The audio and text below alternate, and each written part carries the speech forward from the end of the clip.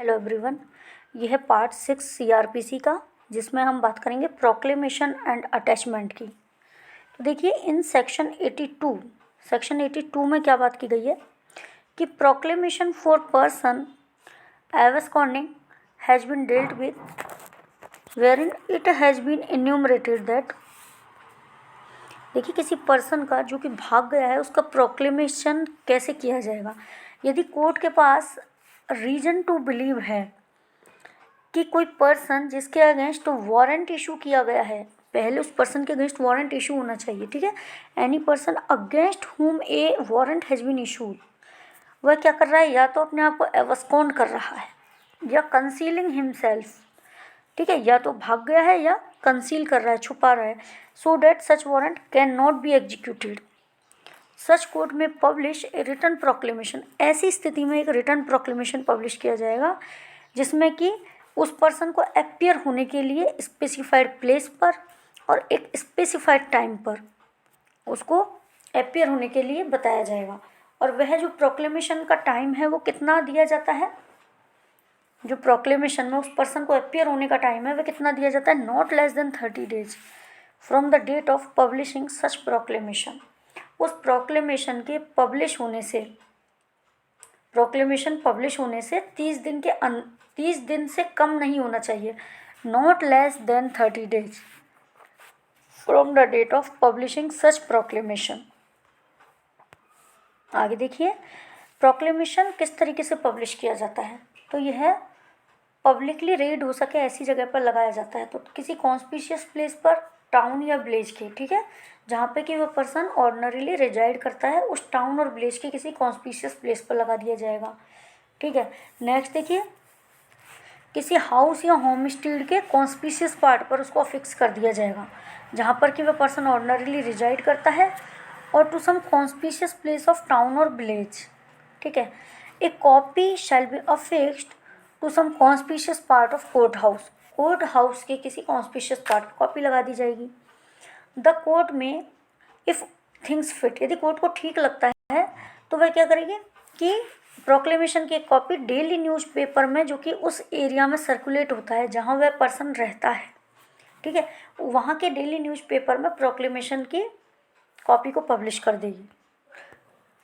अब देखिए, सेक्शन 82 का 4 क्या कहता है कि जो spite of proclamation being published against the accused of offence punishable under section 302, 304, 364, 367, 382, 392, 93, 394, 395, 396, 97, 98, 99, 400, 402, 436, 449, 459 और 460 of IPC, and such person fails to appear at a specified place and time required by the proclamation.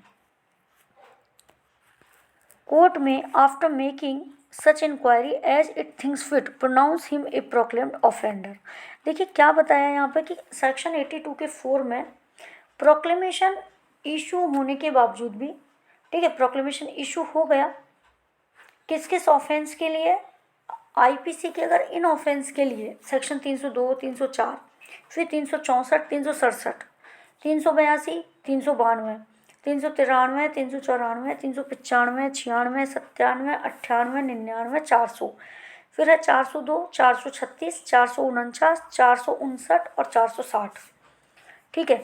In offence के अंदर proclamation issue हुआ है और person appear नहीं होता है specified place और टाइम पर, तो कोर्ट उसको प्रोक्लेम्ड ऑफेंडर घोषित कर देगी अगर कोर्ट को ठीक लगता है तो, ठीक है। नेक्स्ट देखिए, सेक्शन 83 क्या बात करता है, it relates to the property का अटैचमेंट करना है यहाँ पर, attachment of property of person absconding which states that court issuing proclamation may at any time after issuance of proclamation, ठीक है, मतलब किसी भी टाइम पर, प्रोक्लेमेशन होने के किसी भी टाइम पर, प्रोक्लेमेशन इशू होने के बाद किसी भी टाइम पर प्रॉपर्टी को अटैच कर सकती है कोर्ट, ठीक है, किसकी, एब्सकॉन्डिंग पर्सन की। प्रॉपर्टी कौन सी हो सकती है, मूवेबल और इमूवेबल दोनों ही तरीके की हो सकती हैं, ठीक है, लेकिन वो प्रोक्लेम्ड पर्सन से बिलोंग करनी चाहिए। ऐसा नहीं आपने उसके रिलेटिव की अटैच कर ली, नहीं, प्रोक्लेम्ड पर्सन की होनी चाहिए। ठीक है, बाई एफिडेविट, रुको, हाँ, provided that where at the time of issue of proclamation, इसमें क्या बताया कि लेकिन प्रोक्लेमेशन इशू करते टाइम कोर्ट को यह सेटिस्फाई होना चाहिए बाई एफिडेविट और otherwise that person in relation to whom proclamation is to be issued, कि यह पर्सन जिसके अगेंस्ट प्रोक्लेमेशन इशू किया जा रहा है वो क्या करने वाला है, या तो about to dispose of whole or any part of his property, वह अपनी प्रॉपर्टी पूरी या उसका कोई पार्ट डिस्पोज ऑफ करने वाला है। ठीक है, या वह लोकल ज्यूरिसडिक्शन जो है कोर्ट का, उस लोकल ज्यूरिसडिक्शन से उसको रिमूव करने वाला है। ठीक है, whole or any part of his property, या तो डिस्पोज ऑफ कर देगा या उसके लोकल ज्यूरिसडिक्शन से हटा देगा, कोर्ट के ज्यूरिसडिक्शन से। तो ऐसे केस में क्या होगा, it may orders the attachment simultaneously with the issue of proclamation. तो प्रोक्लेमेशन इशू होने के साथ साइमल्टेनियसली अटैचमेंट का ऑर्डर दिया जा सकता है। तो क्वेश्चन आ सकता है कि क्या प्रोक्लेमेशन और अटैचमेंट साइमल्टेनियसली किया जा सकता है, तो आंसर होगा यस, साइमल्टेनियसली किया जा सकता है। ये वाली लाइन दे देते हैं, कई बार आपको साइमल्टेनियसली ढूंढना होता है ऑप्शन में, कई बार यस और नो का क्वेश्चन आता है। ठीक है, नेक्स्ट देखिए, such order shall authorize the attachment of any property belonging to such person within the district in which it is made। ठीक है, and it shall authorize attachment of any property belonging to such person। ये क्या कह रहे हैं कि ऐसा जो ऑर्डर है वह प्रॉपर्टी के अटैचमेंट को ऑथराइज करेगा जो कि उस पर्सन से बिलोंग करती है, ऐसी प्रॉपर्टी। ठीक है, within the district in which it is made, and it shall authorize attachment of any property, यह प्रॉपर्टी के अटैचमेंट को ऑथराइज करेगा belonging to such person without such district, जो कि उस डिस्ट्रिक्ट में नहीं रह सकता, नहीं रहता, मतलब आउटसाइड ज्यूरिसडिक्शन में भी अगर प्रॉपर्टी अटैच की है ना तो वो भी ऑथराइज मानी जाएगी। कैसे, जबकि वहाँ के डीएम ने उसको इंडोर्स कर दिया है, जिस एरिया में जो आउटसाइड ज्यूरिसडिक्शन का एरिया है वहाँ के डीएम ने अगर प्रॉपर्टी का इंडोर्स कर दिया है ना, तब भी वह क्या मानी जाएगी कि प्रॉपर्टी को अटैच किया गया है लीगली।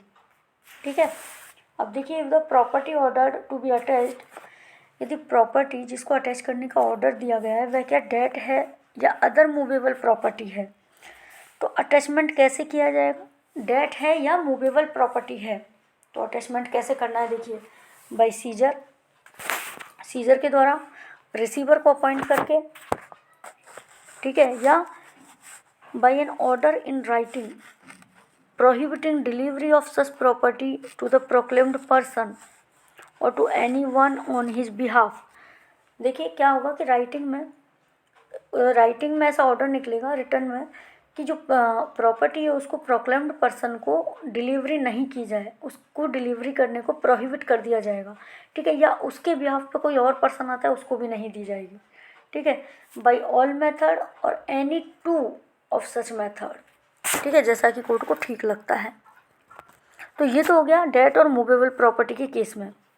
ठीक है, तो क्या क्या किया जाएगा, डेट और मूवेबल प्रॉपर्टी तो सीजर कर सकते हैं, रिसीवर अपॉइंट कर सकते हैं, या रिटर्न में एक ऑर्डर निकाल सकते हैं कि डिलीवरी को प्रोहिबिट कर दिया जाए। अब देखिए, यदि प्रॉपर्टी क्या है, इमूवेबल प्रॉपर्टी है, if property ordered to be attached is immovable, तो अटैचमेंट कैसे होगा, in the case of land paying revenue to state government. ठीक है, यदि स्टेट गवर्नमेंट को लैंड पेइंग रेवेन्यू की है वह इमूवेबल प्रॉपर्टी, तो कौन करेगा, through the collector of the district in which land is situated, जिस एरिया में लैंड सिचुएट है वहाँ उस डिस्ट्रिक्ट के कलेक्टर के द्वारा उसको क्या किया जाएगा, अटैच किया जाएगा। ठीक है, और अदर केसेज में, इसके अलावा अदर केसेज में क्या होगा, बाई टेकिंग पोजीशन, कोर्ट उसका पोजीशन ले लेगी, रिसीवर अपॉइंट कर देगी, या प्रॉपर्टी की डिलीवरी को प्रोहिबिट कर दिया जाएगा। जैसे प्रॉपर्टी की डिलीवरी पर अगर कोई रेंट है, मतलब कोई टेनेंट रहता है, मान लो रेंट पे किया जा रहा है, तो कोर्ट उसको ऑर्डर निकालेगी कि आप ये रेंट कोर्ट में ही जमा करवाएं, उस पर्सन को नहीं देंगे जो प्रोक्लेम्ड है, या उसके बिहाफ पर किसी पर्सन को नहीं दिया जाएगा। ठीक है, बाय ऑल और any two of such method as the court thinks fit. Next देखिए,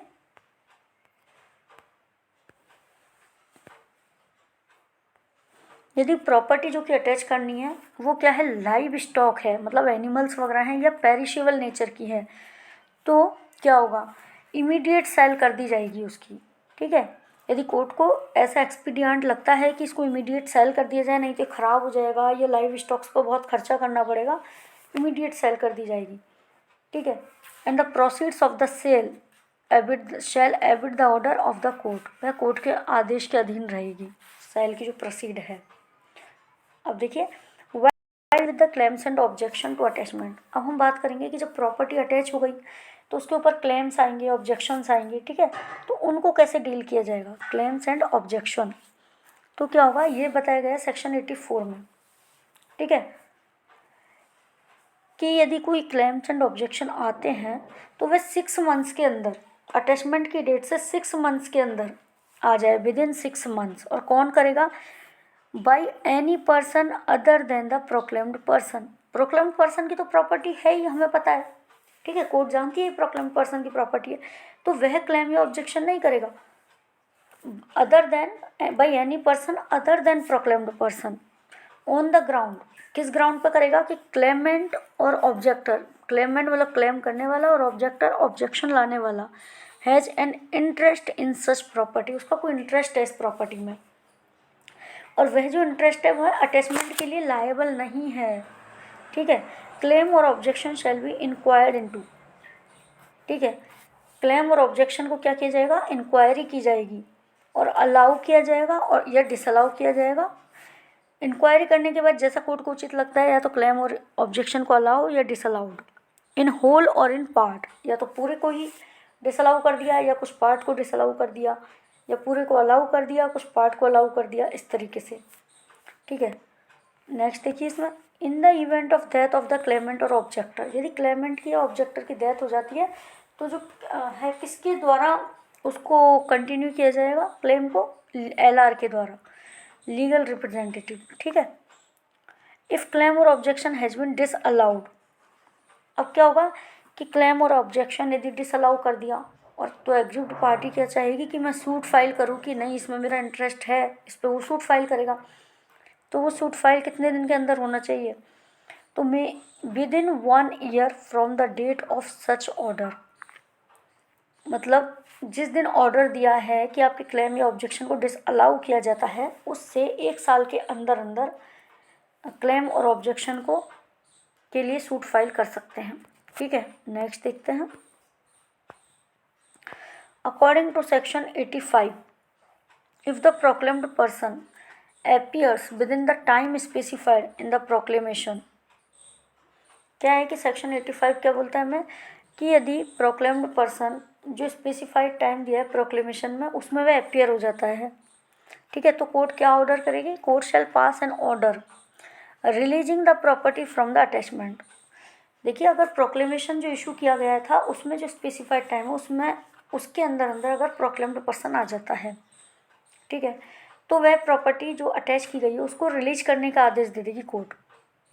ठीक है, if such person voluntarily appears और ब्रॉट बिफोर द कोर्ट, या तो वॉलेंटरीली अपने आप से आता है या कोर्ट के सामने लाया जाता है 2 साल के अंदर, within 2 years from the date of attachment. Attachment की डेट से 2 साल के अंदर अंदर यदि वह पर्सन आ जाता है और कोर्ट को यह सेटिस्फाई कर देता है कि वह भागा नहीं था, सर में भागा नहीं था, he did not abscond to avoid the execution of warrant, मैं वारंट से बचने के लिए नहीं भागा था, मुझे तो ये पता ही नहीं था कि प्रोक्लेमेशन इशू हुआ है, इस तरीके से, है ना। तो such property if the same has been sold, यदि वह प्रॉपर्टी बेच दी गई है तो क्या होगा, उस सेल का जो नेट प्रोसीड है वो उसको दिया जाएगा, और द रेजिडुअल प्रॉपर्टी, ठीक है, shall be delivered to him after deducting cost of attachment. Attachment की कॉस्ट को डिडक्ट करने के बाद जो रेजिडुअल प्रॉपर्टी वो दे दी जाएगी, या अगर सेल हो गई है तो सेल का जो प्रोसीड्स है वो दे दिया जाएगा। ठीक है, तो ये हमारा क्या था, प्रोक्लेमेशन एंड अटैचमेंट। इसके आगे है डी पार्ट है इसका, हमने ए पढ़ा था सम्मन, बी पढ़ा था हमने वारंट, सी पढ़ा था प्रोक्लेमेशन एंड अटैचमेंट, ये हमने इस वाले पार्ट में किया, और डी है इसका अदर रूल्स रिगार्डिंग प्रोसेसेस। तो ये भी देख लीजिए इसी में। Under section 87 the court may issue warrant in lieu of or in addition to summon if, ये क्या कह रहा है कि सेक्शन 87 हमें क्या कहता है कि समन के एडिशन में वारंट भी इशू कर सकती है कोर्ट। किस स्थिति में कर सकती है? कोर्ट के पास रीजन टू बिलीव है that person has absconded, person भाग चुका है। कोर्ट तो सम्मन दे रही है लेकिन कोर्ट को लग रहा है कि यहाँ तो बंदा भाग ही गया है, तो साथ में वारंट भी इशू कर देती है कि कहीं से भी पकड़ के लाओ, पर्सन हैज़ एब्सकॉन्डेड। और सेकेंड है विल डिसऑबे द समन्स, या फिर वो समन को डिसऑबे करने की कोशिश कर रहा है, छुपता हुआ घूम रहा है। ठीक है। थर्ड है in spite of due service of summons he has failed to appear before the court. ठीक है, मतलब समन की सर्विस होने के बाद भी वह कोर्ट में आ नहीं रहा है, कोर्ट में नहीं आ रहा है, अपनी प्रेजेंस नहीं दे रहा है। ठीक है। ऑन द डे, उस दिन, on the time fixed for his appearance, जिस दिन को और जिस टाइम को फिक्स किया गया उस दिन वो नहीं आ रहा है। ठीक है। Without reasonable excuse for such failure, वह क्यों नहीं आया उसका कोई उसके पास सफिशिएंट कॉज भी नहीं है। ठीक है। तो ऐसे में क्या होगा, या तो पर्सन भाग रहा है, भाग गया है, या सम्मन को डिसऑबे कर रहा है, या सम्मन उस पर सर्व हो गया है लेकिन फिर भी वो कोर्ट में सही टाइम पे डे पे नहीं आ रहा है। तो क्या होगा, वारंट इशू किया जाएगा इन ल्यू ऑफ सम्मन। सेक्शन 88 क्या कहता है? Power of court to take bond for appearance. तो बॉन्ड एग्जीक्यूट करवाने की पावर है 88 में कोर्ट के पास। And section 89 relates to the arrest on breach of bond for appearance. Section 88 में तो बॉन्ड भरवाने की पावर है कोर्ट के पास, और सेक्शन 89 में कि अगर बॉन्ड को ब्रीच किया गया है तो उसको अरेस्ट कर लिया जाएगा। अपीयरेंस के लिए जो बॉन्ड है और वह बॉन्ड भरने के बाद भी नहीं आया बुलाने पर, तो पर्सन को अरेस्ट कर लिया जाएगा। ठीक है। तो ये क्या था हमारा, ये था हमारा पार्ट 5 CRPC का। यहीं हम इसको एंड करेंगे और इसके बाद 6 पार्ट में मैं आपको बताऊंगी process to compel production of things. देखो अभी तो हमने क्या पढ़ा था कि पर्सन की अपीयरेंस को कैसे कंपेल किया जाए, अब थिंग्स के प्रोडक्शन को कंपेल करने की प्रोसेस पढ़ेंगे हम, वो हम पढ़ेंगे नेक्स्ट पार्ट में। ठीक है। Thank you.